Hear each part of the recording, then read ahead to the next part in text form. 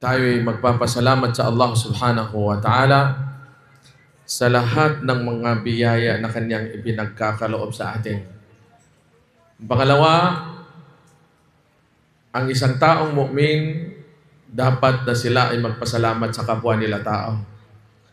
Salamat tayo sa Mayor para sa lahat, si Honorable Muhammad Ali Bruce Matabalaw. Sukran sir, at saka ang kanyang mga staff, mga organizer ng ganitong programa. Mga kapatid sa Islam, yung napapansin nilo, nagtatagalog ako. Hindi man ako ganoon karunong magtagalog, mapipilitan na rin ako ngayon. Subalit inshallah, haaluan natin ng Maguindanon. Minsan masarap kasi halo-halo. Okay? Ang pag-uusapan natin sa maikling panahon na ito ay patungkol sa min fadail qiyamil layl. Ang ilan sa mga gantimpala o kabutihan na ating mapapala sa panggabing dasal. Ang panggabing dasal na ito ay ginagawa hindi lamang sa loob ng Ramadan. Ang Qiyamul Layl ay ginagawa o sifat ng isang taong may mataimtim na pananampalataya sa Allah subhanahu wa ta'ala. Ang Qiyamul Layl ay magaganap pagkaraan ng Salatul Layl. Ang ilan sa ating mga ulama, ang Salatul Layl ay kasali siya, kabilang siya sa sinasabing Salatul Layl. Okay? Napapaloob dito ang isang gawain na sa loob lamang ng Ramadan nating ginagawa. Yun ay ang tarawih. So, marapat lamang na pag-uusapan natin kung gaano kalaki ang gantimpala na ipagkakaloob ng Allah, igagawad ng Allah subhanahu wa ta'ala sa mga taong mahilig magsagawa nito. Unang-una, ilan sa mga o isa sa mga kabutihan ng Qiyamul Layl, pagsasagawa ng pagdarasal na panggabi, ito ay sifatu Abdurrahman. Ibig sabihin, ang Qiyamul Layl ay isa sa attributes ng isang taong may malalim ang pananampalataya sa Allah.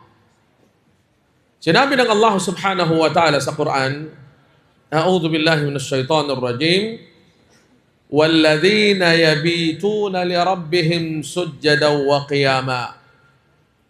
Sila yaong mga tao na paggabi, sumapit ang gabi, na ang mga tao ay natutulog, sila ay gumigising at sinasamba nila, nagpapatira pa sila sa Allah subhanahu wa ta'ala. Ang dasal na panggabi, o itong Qiyamul Layl nito, hindi madaling gawin. Kaya nga, ito ay isa sa pinakamataas na attributes ng isang taong may malalim na pananampalataya sa Panginoong Allah subhanahu wa ta'ala. Hindi ito nagagawa ng mga ordinaryong mga tao. Sabi ng Rasulullah sallallahu alaihi wasallam, Ayyuhan nas, abshus salam, abshus salam, wa sallu bil layli, may nakalimutan ako doon sa matnul hadith, ya ayyuhan nas, abshus salam, tut'imut ta'am, wa tusalli bil layli wan nasu niyamun, tadkhulul jannata bisalam.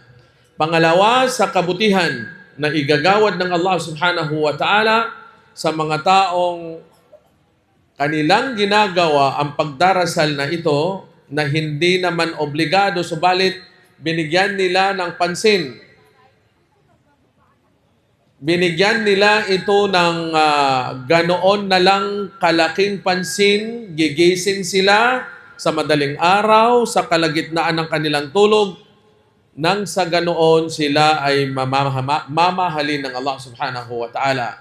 Doon sa sinabi ng Rasul sallallahu alaihi wasallam na, o kayong mga tao,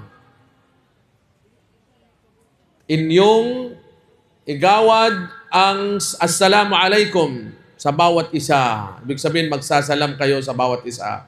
Kanino? Sa mga kilala mo at maging ang hindi mo kilala. Magpakain kayo.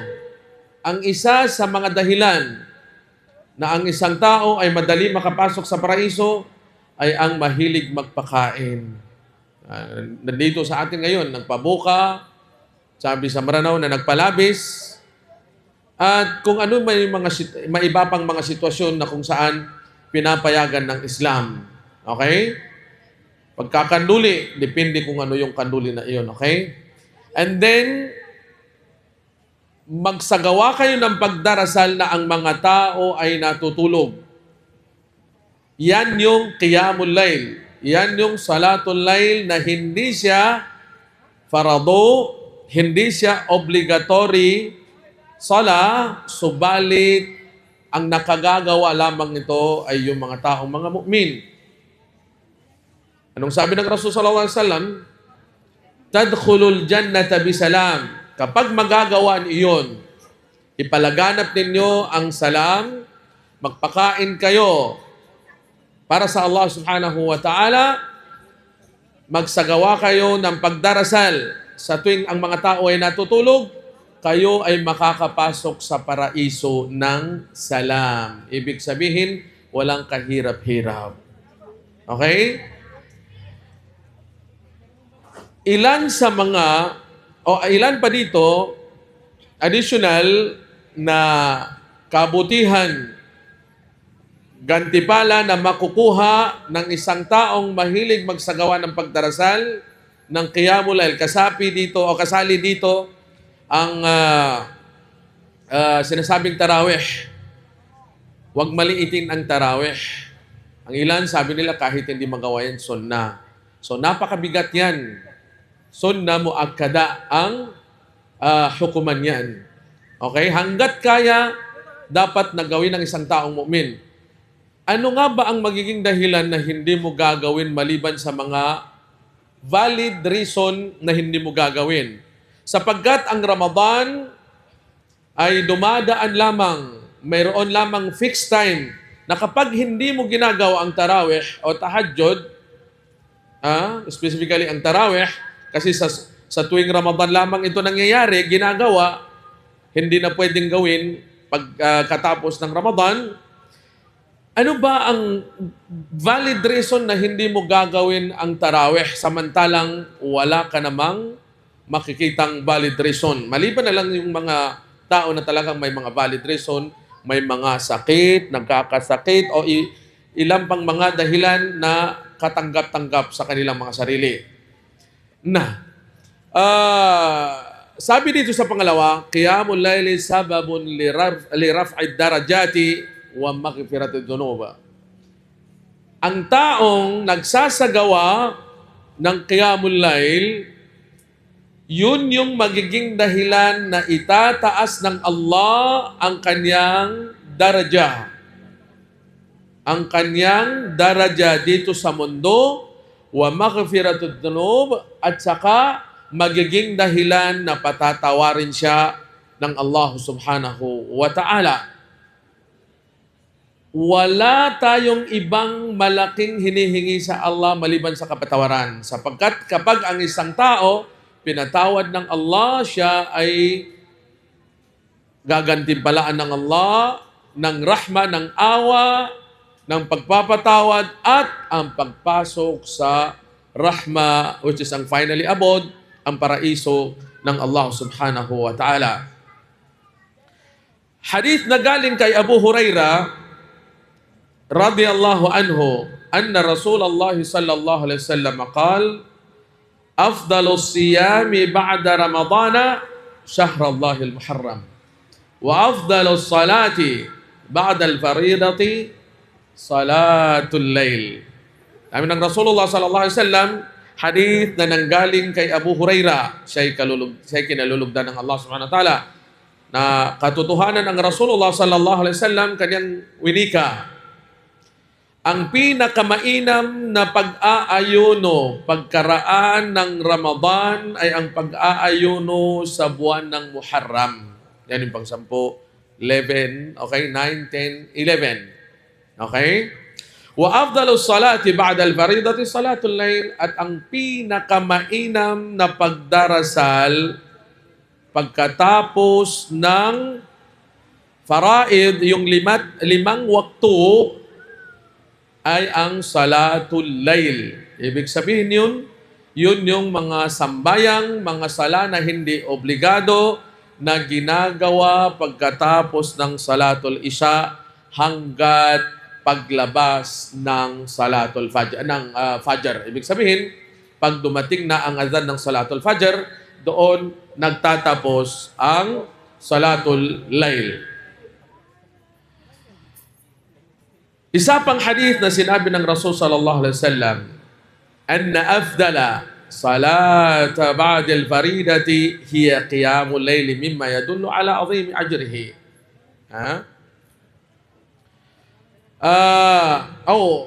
Ang hadith na nating nabanggit, isa sa mga kabutihan nito ay ang pagsabi ng Rasul sallallahu alaihi wasallam na katotohanan na ang salatul lail ay isa sa mga mainam na sambayang na sala na kung saan na mayroong gantimpala na napakalaki na mula sa Allah subhanahu wa ta'ala.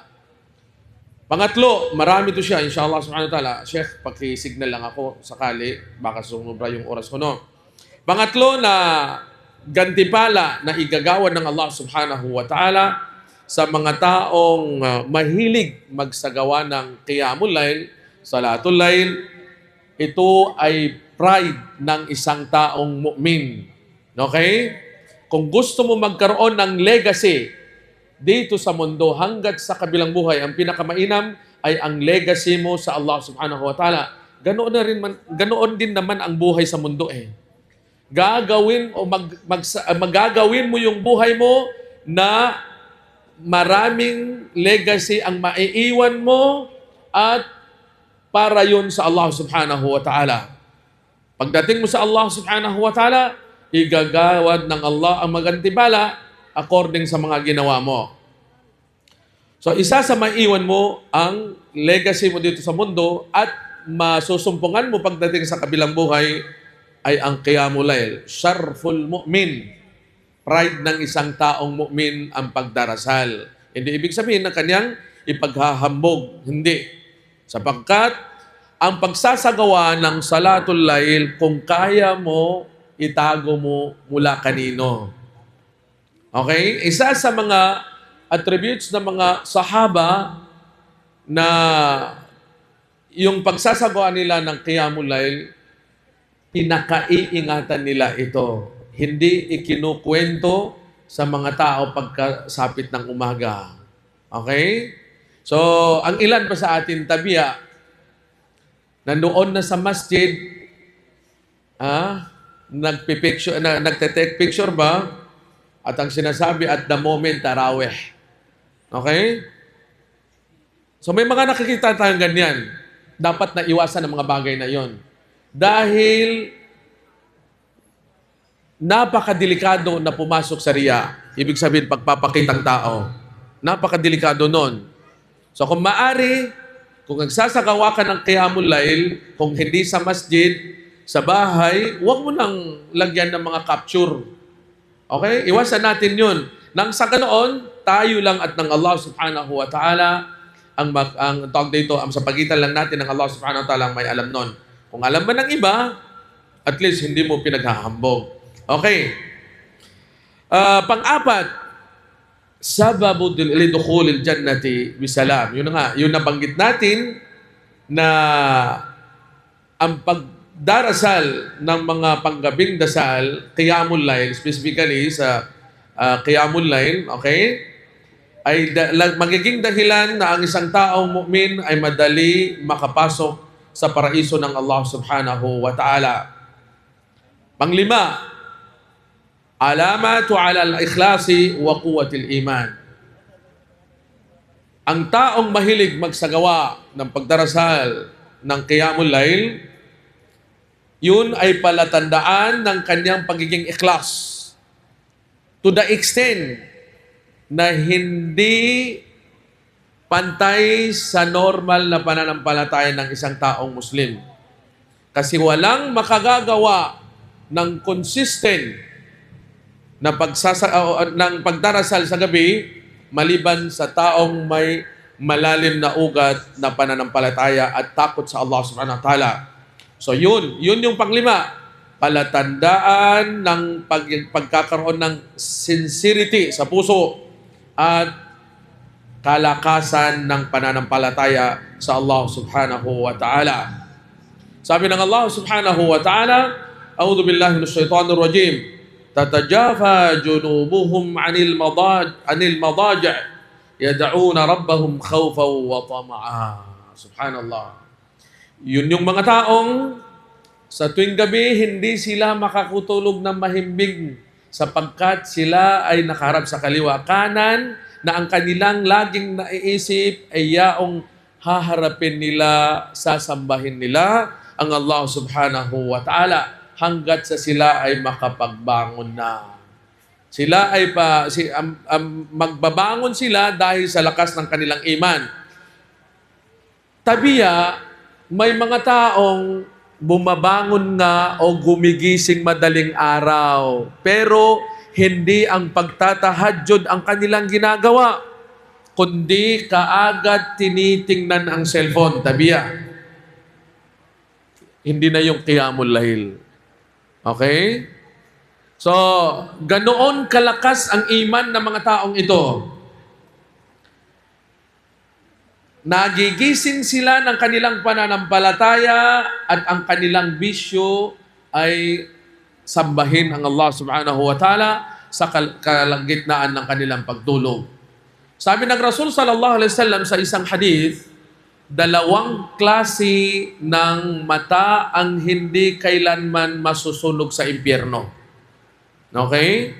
Una, ang mata ng isang tao na gising napupuyat dahil sa protection niya sa mga Muslim. Yan yung mga mujahidin. Pangalawa, ang mata na nagpupuyat at umiiyak sa kalagitnaan ng gabi dahil sa takot nila sa Allah subhanahu wa ta'ala. Oo, mayroong mga taong umiiyak sa gabi pero hindi dahil sa takot sa Allah, dahil sa dami ng utang minsan siguro, no?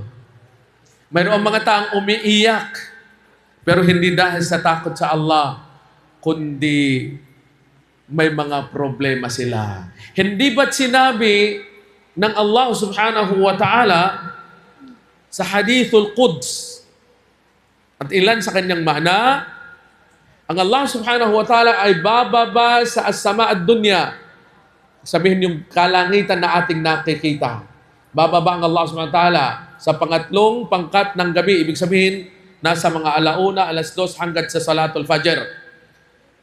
Ang Allah magsasabi, mananawagan, saan na ba ang mga taong may kasalanan o nagkasala kaninang umaga, buong maghapon, at sila ay patatawarin ng Allah kung sila ay hihingi ng kapatawaran. Ngayon, araw at gabi tayo ay nagkakasala.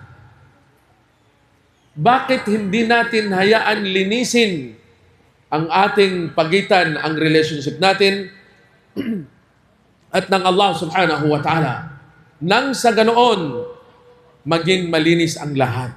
Sapagkat isa o ilan sa mga dahilan kung bakit lumalayo ang biyaya ng Allah mula sa individual at mula sa community. Ibig sabihin, lumalayo ang biyaya ng Allah mula sa kanila ay ang pagkakaroon ng maraming kasalanan.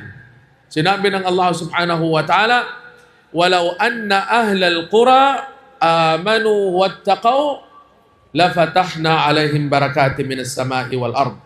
Kung ang isang barangay, isang pamayanan ay matatakot sila sa Allah at maniniwala sila sa Allah, ibig sabihin hihingi sila ng kapatawaran sa Allah. Lahat tayo nagkakasala, bubuksan ng Allah ang biyaya, ang barakat mula sa kalangitan at nang mula sa kalupaan. Subhanallah. Matatandaan natin ng mga ninuno natin, konting trabaho lang nila, talaga subhanallah, sa isang taon na yung kanilang mga palayan na tawag dito, dumadami, mas dami masyado. Ngayon, nandito na sa atin ang lahat ng abono. Nandito na ang lahat ng fertilizer, subalit ganoon pa rin ang reklamo. Maraming nag-uupisina, tabiya bo, patsukayan sa anggat 30,000, 40,000. Nanginto ka makadtayupon sa krisis sa panal. Kaginan to ba? Iyadang problema na so pagtanano kadakyan no pagtanano Allah subhanahu wa ta'ala migajika. So isa sa mga dahilan na para malinis ito, gumising tayo ng madaling araw kung hanggat saan ang kaya mo. Magsagawa ka ng pagdarasal, 2 rakaat, hanggat sa kaya mo, at humingi ng Allah subhanahu, humingi sa Allah Ta'ala ng kapatawaran. Ngayon, Ramadan, Shahrut Tawbah, panahon, month ng pagbabalik loob sa Allah.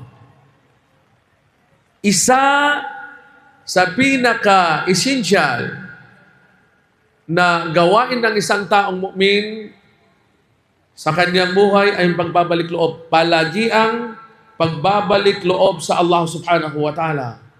Lalagi tayo nagkakasala, mga kapatid.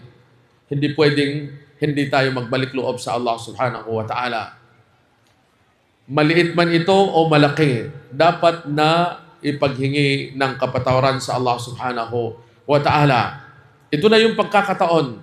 Pangalawang ipapanawagan ng Allah subhanahu wa ta'ala sa last third of the night, yung mga taong may mga problema, yung may mga taong hinihingi sa Allah, lahat naman tayo may mga problema. Mayroon sa ating nagkakasakit o may sakit na malubha, chronic diseases. Mayroon sa atin mga terminal illnesses. Saan na sila? Bakit hindi nila harapin ang Allah at humingi ng kapatawaran at humingi ng para magamutan sila mula sa kanilang sakuna? Mayroon pa mga tao na pag dinatnan sila ng sakuna o ng mga sakit, hindi nila muna hinahanap ang paggamot ng Allah, kundi kaagad nilang hinahanap ang gamot ng manusya. Paglunas ng manusya. Hindi ganoon yun. Ang lahat ng gamot sa mundo, yang unagamot pa niya sa dunya ba niya, dakataganin. Yadi tabya na pambarakatan o Allah Ta'ala. Ndukang ka, yata ibaguna imanusya sa normo ni ka umbay na maproblema ta sa yawas ta, na di banginin so Allah Ta'ala. Kaya bangilin na manusya. Dapat ta iunanan ka muna sa Allah Ta'ala, kaya wangon ng banto, kadyasa kita, na sa kanimun naman ay makakaga gamamot santo. Dahil ka par, so Allah, piyangin kabaga doktor, dahil na doktora makakaga gamamot, makakaga mapabagay sa gamutan, manusyanan, yan itabi akyo ko Allah Subhanahu Wa Ta'ala. Ano ba? Doon sa mga tao, adan problema nila sa mga karirilan. Noon sa mga tao, adi gatali masagabakan. Gango na namba na kano Allah Ta'ala. Kana sabab sa bakar. Allahu Akbar. Kana sabab sa bakar. Ini kapag gagabakan. Kanan na gango na rizki. Bung kano Allah Ta'ala. Ndukan. Kaya nang kabagumba na bakar imanusya. inunta mo na adampan masla abakar, masla abakar, kabakar apyang doon, apyang igalinyan ka na mapakingin sa ka, manaso Allah Ta'ala. Nyabidaw na Allah Ta'ala, wa qala rabbukum ud'uni astajib lakum. Masya Allah. O bago kang baka, atau kabangay ka sa gabakan, na di ka bagaway ginawan ka sa inam, katingkara bakar, kuryakur mangedi. Kakano Allah Ta'ala nan, so Allah Ta'ala ba merizki, na isa sa mga ukita, ay, na nabago ng ka isagil, ikatasan ka na pagwa ka sa recommendation, na so Allah Ta'ala mo na iabakata ka. Kabakatan ka ba to so Allah Ta'ala? Daan din ang pinagpintaunin. Wa qala rabbukum ud'uni astajib lakum. At ang sabi ng inyong Panginoon, humingi kayo, magdasal kayo sa Allah at kanyang igagawad sa inyo. So, miyamid kang gawin minsan napakambaliw nga. Lumubang ni na amin ka, nakapas na, sana matalima ko. Yan, kayo na ito. Dapat yan kayo na sa Allah subhanahu wa ta'ala. Pagkakataon sa muna, kung pa magkadigid gagakanagawas, kena Ramadanan to kapatahadyo na niyaba na mabagal iimanan ka, na pamakuti ka, ikapanahadyo ka, kang gabakang ka sa Qiyamul Layl. Nanso Allah Ta'ala, pambabasa kanin, bangilenin sa mga tao, aadan nasisitanin, yang tano na hindi maikukubli na may mga problema tayo, may mga suliranin sa ating mga buhay. Tamundo ka, akabihan, unyaba, salatul layl banya, na sababun limahabbatillah, sabapan akalilini no Allah subhanahu wa ta'ala sa ika. Ano ba? Yang naman siya ba niya panunuwat karan? Uged na ameng kadi masuwat so Allah Ta'ala na duwan-duwan ni Dadan.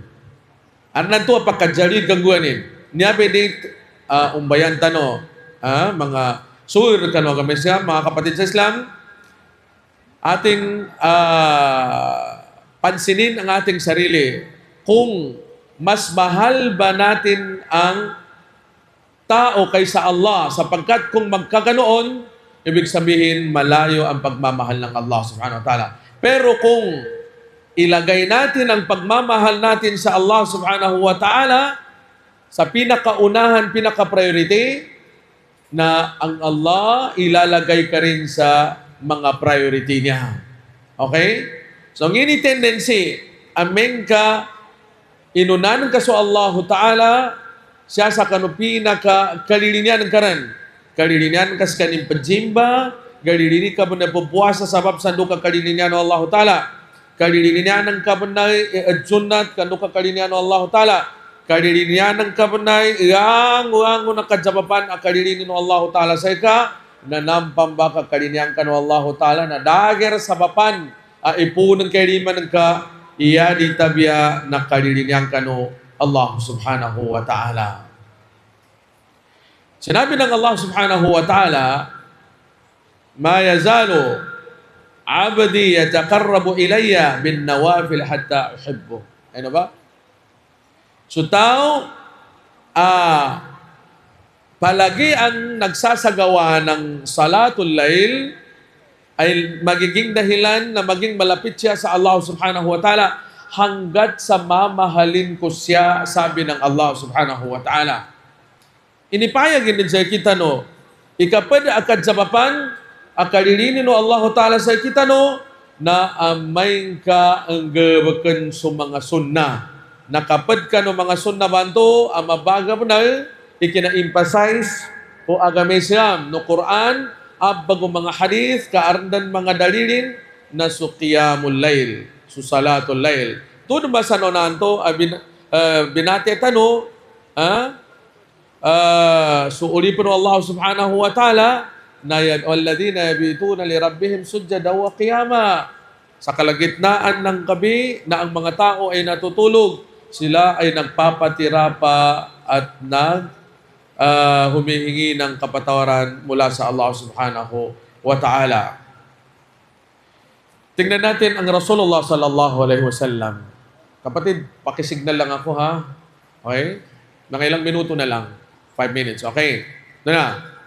Ang Rasul sallallahu alaihi wasallam, pinatawad ng Allah ang kaniyang kasalanan o ang kaniyang pagkakamali, maliit man o malaki, hayag o hindi hayag.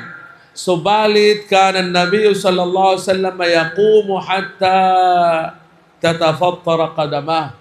Siya ay nagsasagawa ng napakatagal ng pagsasambayang tuwing gabi hanggat sa sumasakit ang kanyang dalawang paa.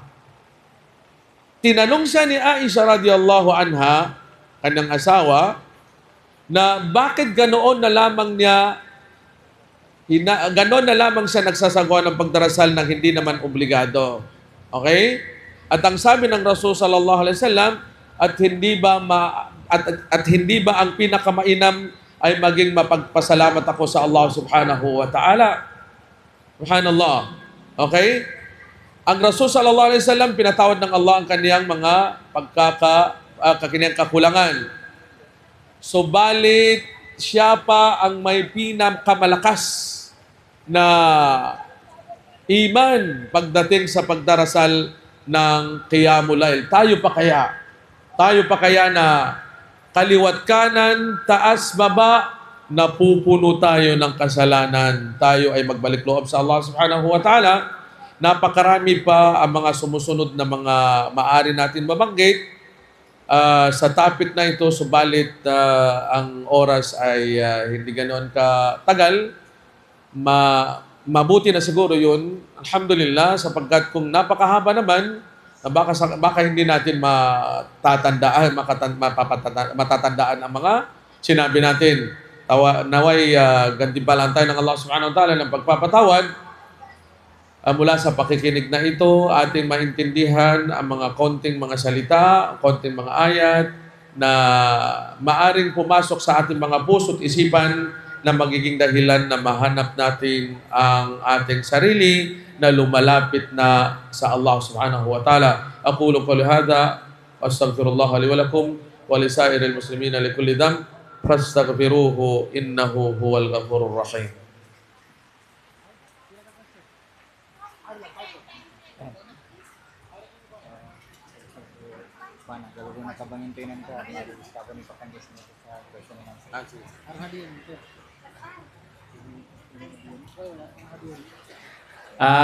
Thank you very much sa guest speaker natin for tonight. Kung mapapansin natin, napaka-daming knowledge na gi-share sa atin, shinare sa atin ang guest speaker natin sa gabi na to. So sana, yung mga tagapakinig natin, nag-take note sila, nakinig sila ng mabuti kasi meron tayong question and answer, So pwede pong sumagot ang bawat isa sa atin. Yung mga vendors natin, pwede po tayong sumagot, as long as alam natin yung sagot, yun. Syempre, may prize tayo, sa question and answer. So, meron tayong 10 katanungan, manggagaling din ito sa guest speaker natin.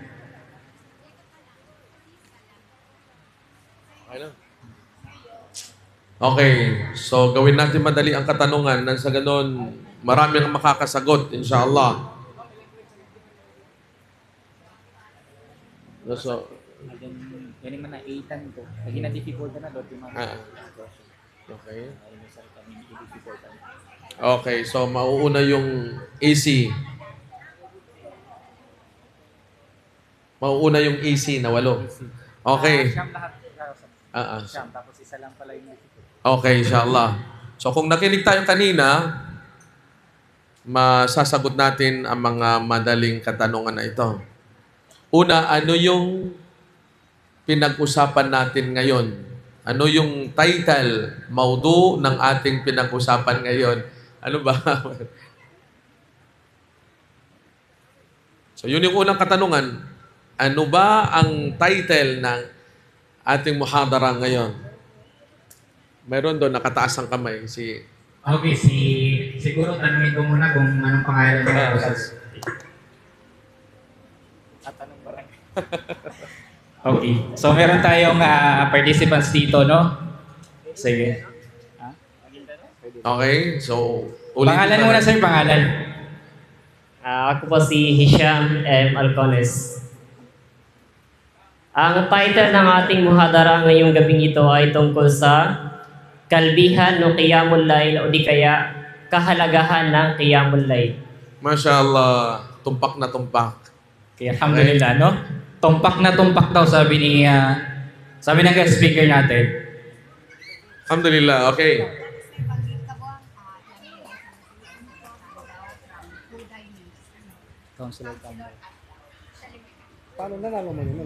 Okay, itong ano pala natin, yung prize pala natin from Councilor Shalimar Candao. From Two Diner. Yes po. Again, itong prize pala natin galing kay Councilor Shalimar Candao. Yes po. So, yan. Mashallah. Congratulations sa participants natin. Kay Hisham. Okay, pangalawang katanungan. No? Pangalawang katanungan, kakausas. Okay, so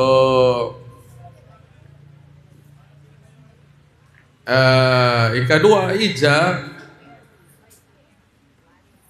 na anggay ka sa isa anangalabit, magbigay ka ng isang kahalagahan ng Qiyamul Layl na mula sa mga nabanggit natin o kahit hindi sa mga nabanggit natin kung sakali. Isa lang. Isa. Sige, ingay ka no. Tensan, masuk. Uy, ano to ba po sa libo? Puntahan natin si ma'am. Pangalan po, ma'am, pangalan. Bible London. Kapembaca sa Quran sa Ustaz. Yang sa jamanan ko yang una nang banggitan to kapyanan ukad sa